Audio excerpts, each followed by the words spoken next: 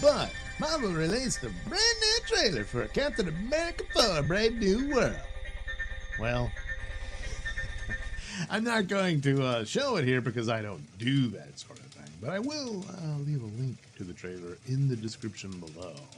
Fortunately, good old Matt McCloy over at Cosmic Book News has summarized all the important details. So here we go. There's Anthony Mackie as Sam Wilson with his shield and in his Captain America suit. It's more blue now than the one that was in the Falcon and Winter Soldier series. So, but, you know, they like to do that in superhero movies because of merchandising and stuff. So, if that'll pan out, I don't know. But anyway, so they're going to be at Comic-Con, and it's expected the cast will be there to talk about it and whatnot, and maybe have some extra footage and that sort of thing. There's also this poster, which has the Red Hulk's hand gripping the shield. So there's no doubt, he's in the movie when we see him in the trailer and everything. But of course, merchandise had already been leaked and images of little Hulk figures and stuff like that. Red Hulk figures, you know.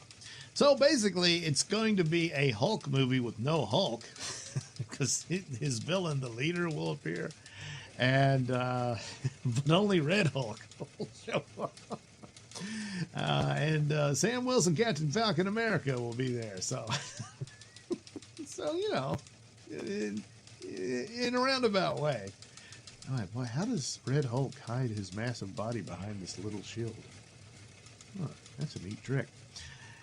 Well, what's it all about? Well, nobody knows because there's no official synopsis. Because it's not really finished yet. It's being reshot to death. It should have been by now, but of course, again, reshoot, which is typical of Marvel. Rinse, lather, repeat, ballooning the budget far beyond capacity to the point that it's probably impossible to make a profit on it. Under other circumstances, had they not blown so much money, whatever the numbers bring in for the film might have been okay, but that's probably not possible now. That's the foolishness of that sort of thing. Now, a couple of things happened along the way. There were rumors that the character of Sabra was going to be in the film, and Sabra, she's an Israeli superhero from the comics, and they had this, of course, it's all going to involve espionage. You got the president, international intrigue, and all this sort of stuff fits right in with Captain America stories. And so some sort of incident that might have involved the Middle East or something of that nature. And then all of a sudden, the real Middle East blows up with the Israeli-Hamas war. And so, whoops, probably want to shift gears on that and how far would you need to. And there was even other villains. I believe the Serpent Crown was going to play a part in the film as well. And that's all been scrapped, I think. And that kind of thing. And so this is something they, oh boy, we probably want to steer clear of that, you know. And a similar thing happened with the Superman film, where they're going to shift the location of this foreign incident that happens that involves Superman somehow. Was originally going to be a Middle East story, but apparently will now be more in Eastern Europe. Which there's a war going on there right now, so of course, with DC, they have a lot of fictional versions of countries and stuff like that don't really exist. Whereas Marvel tends to not have so many of those. In the X-Men, they do, but for the most part, well, there's Latveria with Doctor Doom and stuff like that. So, anywho, decided to steer clear of that. So these are outside forces influencing the development of the film. And so, you know, it's a judgment play or call on that about what you want to avoid, you know, but then does damage to the plot and what you were intending to do. Can you, you know, rearrange the deck chairs?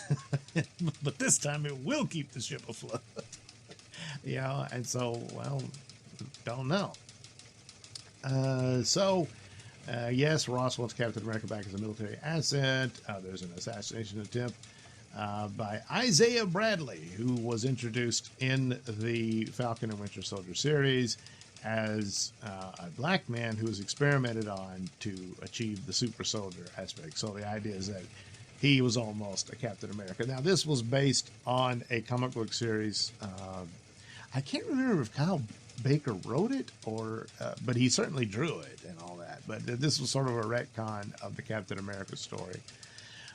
But man, I'm blanking. I can't remember if the experiments happened after Captain America, like Steve Rogers' time, and they were trying to recreate it, which would fit in with the overall Marvel story, which began with the Incredible Hulk film, where they talked about it. They had this super soldier serum, they lost it, and of course this is laying the groundwork for Captain America to come on the scene, and that the whole business of the Hulk was out of the attempt to recreate super soldier stuff. So the idea that there would have been all these experiments stands to reason.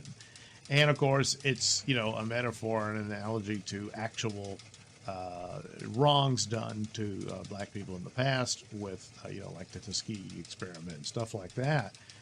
So it stands to reason they want to create this thing, and then they abuse this man.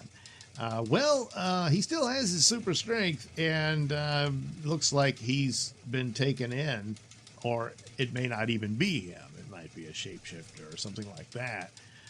But that's how it goes with the superheroics and espionage type things.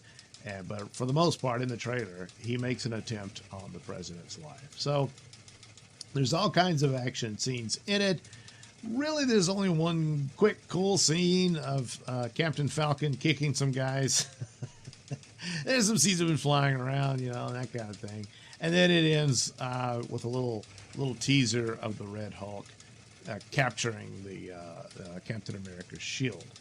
So, yes, a Hulk movie with even one of Hulk's villains. The leader, Tim Blake Nelson, has returned. He was playing that character who was destined to become the leader, but the Hulk bombed at the time, and they never did follow up on it, which is a damn shame, because I actually really liked The Incredible Hulk. I thought it was really good. It didn't do as good as Iron Man, and that was pretty much it. The Hulk would be a part of the Avengers, and that's where that went. So all this time later, he shows up. But I really think this should have, had there been a Hulk movie and then it spilled over into this thing, that might have been cool. But it didn't work out that way. So with Red Hulk is also, of course, very much a Hulk story. Thaddeus Ross is a Hulk character. He's the father of Bruce Banner's, true love, Betty, who will also return. Liv Tyler will be in it. I'm guessing there will be secret cameos, at least, of Mark Ruffalo reprising the role of Bruce Banner. But it's an odd thing. I mean, Thaddeus Ross becoming president and all that, it makes sense. And then Captain America would have interactions with him and so on. Joaquin Torres' character will be there. Now, I did not like Falcon and Winter Soldier. There were some things in it that I thought were cool. I liked the new Captain America they had, who becomes U.S. agent. Thought he was really good. The back and forth between the two star characters was okay here and there. But when you have a Falcon and you make your main superhero there sympathetic with a mass murderer, which they did in that story,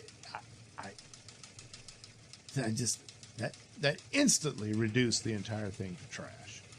And and a lot of it been really spoiled since Winter Soldier, which is the best Marvel film they've made. And the Captain America films were probably the best of the batch overall, but that one in particular. So can Captain America 4 live up to it? Well, it's spinning out of that god-awful series, so I don't know. But the thing about Joaquin Torres, he becomes the new Falcon.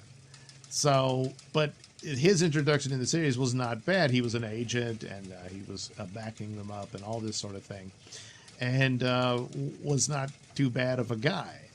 In the comic books, as I understand it, he was quite the activist, and he was an illegal and that sort of thing. So he was all for violating sovereignty laws and all this sort of thing, and was a bit of a bigot as far as I can understand.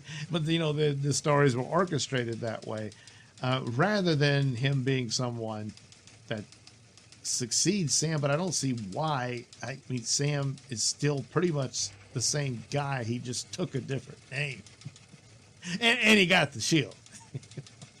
But he still flies around. He's Falcon. He's the Falcon. Joaquin's not the Falcon. Joaquin, why couldn't you make up something for him? But anyway, yeah, he was a better guy in the show. So maybe, he'll be all right in the movie. But the chances for this movie landing and doing well with the modus operandi, the rinse, lather, repeat of reshoot, which probably would have happened even without, the real world politics and whatnot. So, I don't know. Meanwhile, Gus Fring is in it, and he looks like to be quite the gun-toting assassin himself. Would have thought he'd be like a guy playing the big brains and stuff behind everything. Oddly enough, he was rumored to be the MCU's version of either Professor X or Magneto. I think Professor X. But apparently that's not the case anymore. I don't know if his character will be revealed to be a mutant that he'll spin off into their future X-Men films. Perhaps that's the deal. I always, of course, his amazing performance as Gus Fring in Breaking Bad. Always put him as the type of mastermind and cerebral type character, But since Tim Blake Nelson is playing the leader, he'll probably be the leader behind everything, So anyway, yeah, I'll put the link down below. It's very quick and you can check it out. But again, with all the reshoots, maybe even this little scene here won't even be in it. You just don't know. It's a guessing game. That's such is the state for Marvel. It's just too bad. Because I'm sure Deadpool will do well, but by the time you get here, I don't have high hopes for it. It's unfortunate, but that's what MCU did to itself over the past few years.